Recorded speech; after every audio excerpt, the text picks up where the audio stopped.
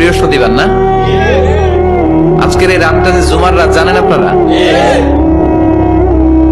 আমরা বাংলাদেশে মনে করি জুমার দিন শেষে যে রাতটা, ওইটা মনে হয় জুমার রাত।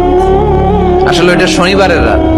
ইয়াউমুস সাবত, ইয়াউমুস সাবত, ইয়াউমুল আহাদ, ইয়াউমুল ইসনাইন, ইয়াউমুল সুলাসা, ইয়াউমুল আরবিআ, ইয়াউমুল খামিস, ইয়াউমুল জুমআ।